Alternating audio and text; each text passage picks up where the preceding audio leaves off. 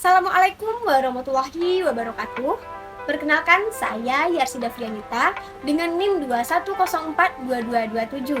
Jadi, pada kesempatan kali ini saya akan mencoba menjelaskan materi pertemuan 4 mata kuliah Komunikasi dan Advokasi Kebijakan.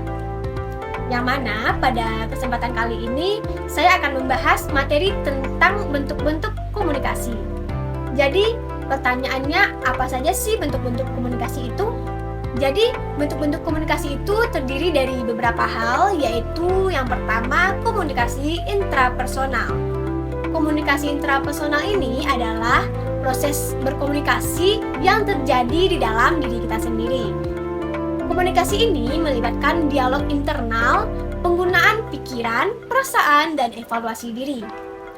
Sebagai contohnya, ketika kita harus membuat keputusan penting dalam hidup kita seperti keputusan memilih jurusan, yang mana kita akan melakukan komunikasi intrapersonal dalam diri kita untuk mempertimbangkan antara minat, kemampuan, dan tujuan karir kita.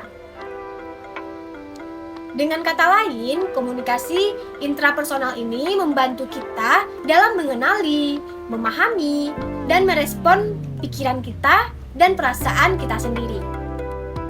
Baiklah, yang kedua yaitu komunikasi interpersonal.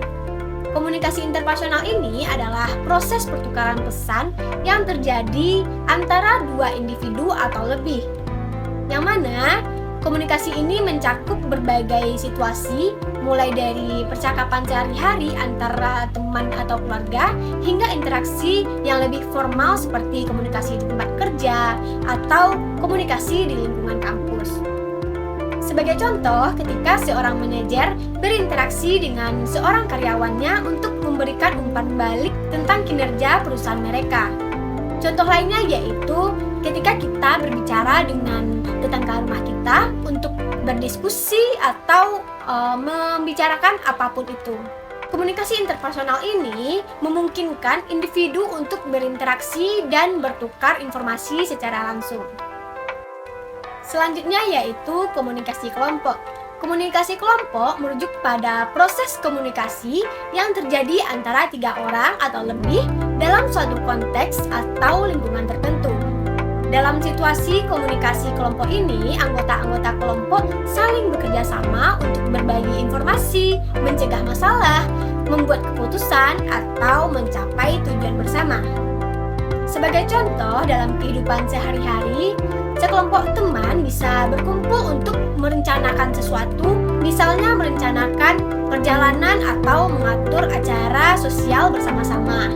Yang mana hal tersebut menunjukkan bagaimana komunikasi kelompok memainkan peran penting dalam memfasilitasi kerjasama dan interaksi yang efektif antara anggota kelompoknya. Selanjutnya yaitu ada komunikasi massa. Komunikasi massa adalah proses penyampaian pesan, informasi, atau ide kepada khalayak yang luas melalui berbagai saluran komunikasi massal. Yang mana saluran itu seperti media cetak, media elektronik, atau media digital. Tujuan utama komunikasi massa adalah untuk mencapai audiens yang besar dan beragam, dengan harapan dapat mempengaruhi opini, sikap, atau perilaku mereka.